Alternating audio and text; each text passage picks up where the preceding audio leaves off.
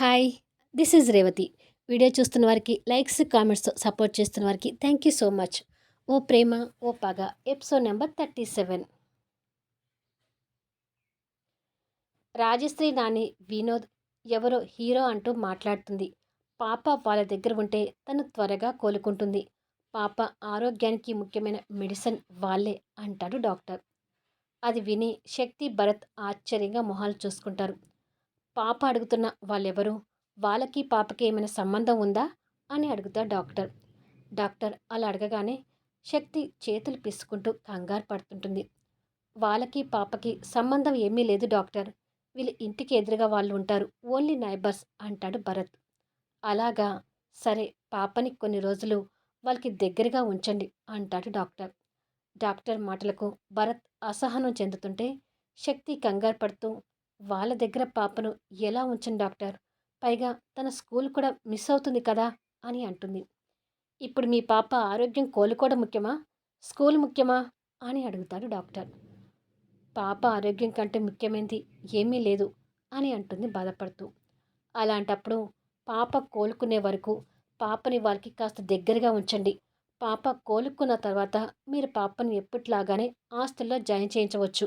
But మీకు ఇప్పుడు తప్పదు అంటేనే హాస్టల్లో ఉంచండి. లేదంటే మీ నైబర్స్కి అందుబాటులో పాపను ఉంచండి. అప్పుడైతే పాప మానసిక వేదన అనుభవించకుండా చాలా హెల్తీగా ఉంటుంది. ప్రస్తుతానికైతే పాపని సాయంత్రం వరకు ఇక్కడే ఉంచి సాయంత్రం ఇంటికి తీసుకెళ్ళండి. ఎందుకంటే పాపకి ఇప్పుడు ఫీవర్ బాగా ఉంది. మా అబ్జర్వేషన్లో ఉంటే మంచిది. అలాగే పాప అడిగే నైబర్స్ని కూడా వీలైతే వచ్చి పాపను చూడమని చెప్పండి. వాళ్ళని చూసి హ్యాపీగా ఫీల్ అయ్యి తర్వాత త్వరగా కోలుకోవచ్చు అని అంటాడు డాక్టర్. అదంతా వింటున్న భరత్కి శక్తి మీద కోపం వస్తుంటుంది.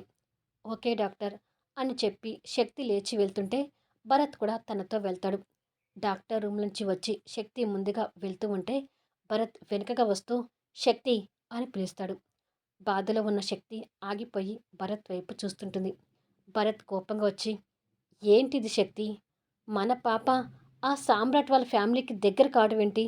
అందుకే చెప్పాను ఆ ఇంటి నుంచి నువ్వు దూరంగా వచ్చేయమని. రాను అని చెప్పి మొండి చేశావు. ఇప్పుడు పింకిని చూసావా? నీకన్నా వాళ్ళకి ఎక్కువ ఇంపార్టెన్స్ ఇస్తుంది అని అంటాడు. భరత్ తన చివరి మాటకి శక్తి కూడా కంగారు పడుతుంటుంది. ఇప్పుడు ఏం చేస్తావు శక్తి అని అడుగుతాడు భరత్. శక్తి మరొకసారి డాక్టర్ మాట గుర్తు తెచ్చుకొని, ఇప్పుడు నా కూతురు కోలుకోవటం ముఖ్యం భరత్. ఇంతకు మించి నేను ఇప్పుడు ఏమీ ఆలోచించలేను అని చెప్పి అక్కడి నుంచి పాప రూమ్ వైపు వెళ్తుంటుంది. శక్తి మాటలకి భరత్కి ఇంకా కోపం వస్తూ వాటర్ వాష్ టైంలో సామ్రాట్ కౌగిల్లో శక్తి ఉండటం గుర్తు తెచ్చుకుంటూ, అసలు ఏం జరుగుతుందో ఏం జరగబోతుందో తెలియడం లేదు అని అనుకుంటూ కోపంతో పిడికిలి గట్టిగా బిగిస్తాడు.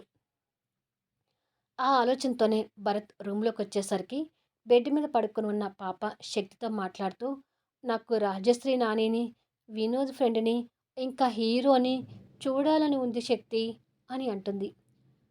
పాప హీరోని అడగటం చూసి భరత్కి ఇంకా కోపం వస్తూ దగ్గరికి వస్తాడు. భరత్ కోపం శక్తికి కూడా అర్థమై ఏమీ అనలేని పరిస్థితిలో ఉంటుంది.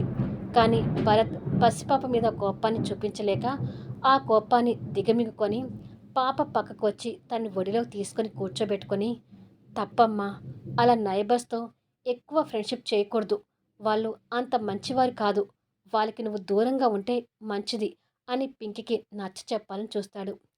లేదు అంకుల్, మీరు తప్పుగా చెప్తున్నారు. వాళ్ళు చాలా మంచివారు. మంచివారితో ఫ్రెండ్షిప్ చేస్తే తప్పు లేదని మా శక్తి నాకు ఒకసారి చెప్పింది. ఆ హీరో తప్ప రాజశ్రీ నాని, వినోద్ ఫ్రెండ్ నైబర్స్లా కాకుండా మా ఫ్యామిలీ మెంబర్ లాగా నాతో క్లోజ్గా ఉంటారు. నాకు వాళ్ళని చూడాలనిపిస్తుంది అంటూ మారం చేస్తూ ఏడుస్తుంటుంది. పింకీ చెప్పిన అర్థం చేసుకునే పరిస్థితిలో లేదని శక్తికి అర్థమైతే అది అర్థం చేసుకోలేని భరత్ పింకీ అని పాప మీద గట్టిగా అరుస్తాడు. దానికి పింకీ కాస్త భయంగా భరత్ వైపు చూస్తుంటుంది. భరత్ కోపాన్ని అర్థం చేసుకున్న శక్తి, ప్లీజ్ భరత్, పాపకు అసలు జ్వరంగా ఉంది అని గుర్తు చేస్తుంది. దాంతో భరత్ ఆ కోపాన్ని కంట్రోల్ చేసుకుంటూ సారీ పింకీ అని చెప్పి తన బుగ్గన ముద్దు పెట్టుకుంటాడు. ఏమైంది అంకుల్, మీరు కూడా ఆ హీరోలాగా నన్ను తిట్టాలని చూస్తున్నారేంటి అని అడుగుతుంది. అదేం లేదమ్మా, నేనెందుకు నిన్ను తిడతాను? You are my good girl అని చెప్పి తన నుదుటిన ముద్దు పెట్టుకుంటాడు.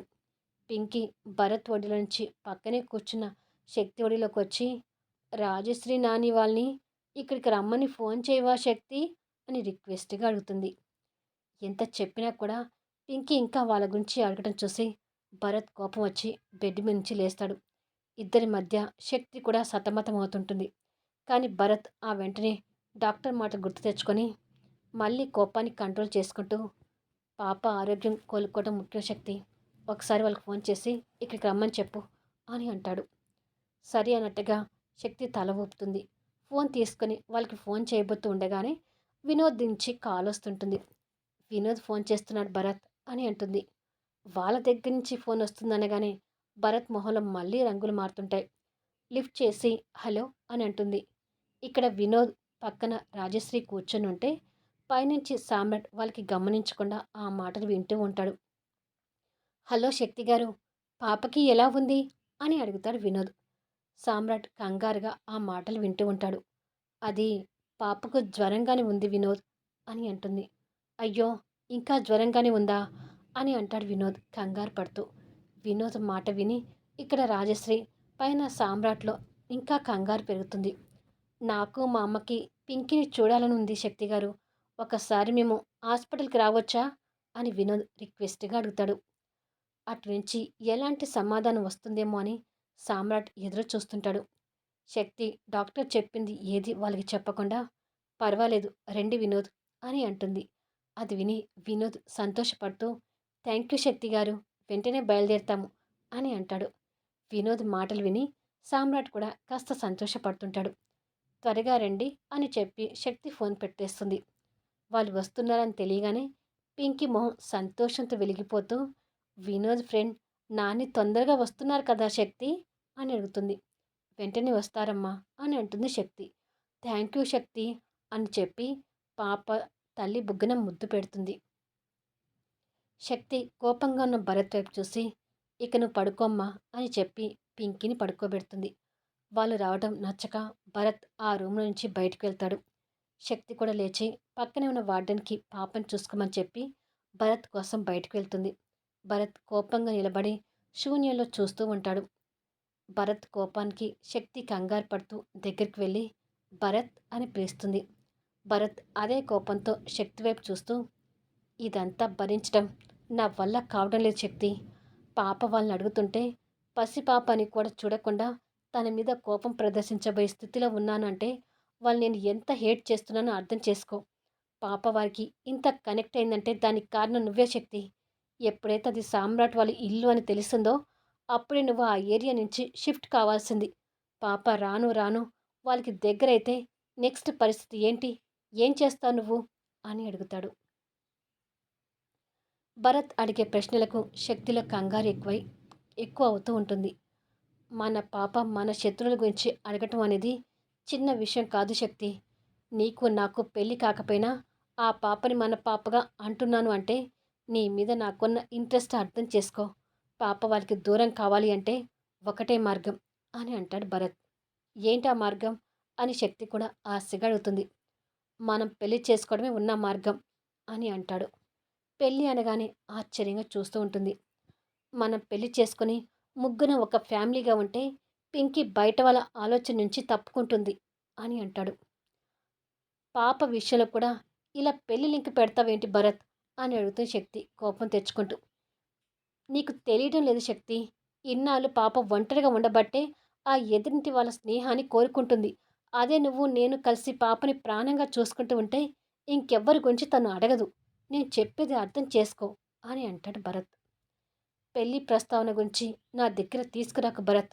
ఇక పింకీ గురించి అంటావా? నిదానంగా నేను పింకీకి నచ్చ చెప్పుకొని వాళ్ళ వైపు నుంచి డైవర్ట్ చేసే ప్రయత్నం చేస్తాను. ఈ విషయాల గురించి ఎక్కువ ఆలోచించి నీ మనసు పాడు చేసుకుంటూ నా మైండ్ కూడా పాడు చేయకు అని చెప్పి శక్తి అక్కడి నుంచి పాప రూమ్ వైపు వెళ్తుంటుంది.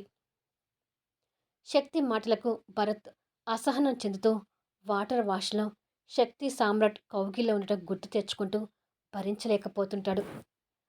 రాజశ్రీ వినోద్ హాస్పిటల్కి వెళ్తే సామ్రాట్ ఒంటరిగా కూర్చొని పింకీని చూసిన ప్రతి క్షణాల్ని గుర్తు తెచ్చుకుంటూ, ఏ తండ్రికి పుట్టిన కూతురువో తెలీదు కానీ, తండ్రితనానికి నోచుకునే అదృష్టం లేని నా మనసుకి ఎందుకమ్మా ఇంత దగ్గరైపోయావు అని అనుకుని పింకీని తలుచుకుంటూ కంటతడి పెట్టుకుంటూ ఉంటాడు. వీడియో ఎలా ఉంది అనేది కామెంట్స్‌లో తెలియచేయండి. అలాగే లైక్స్ ఇచ్చి సపోర్ట్ చేయండి. మళ్ళీ నెక్స్ట్ వీడియోలో కలుద్దాము.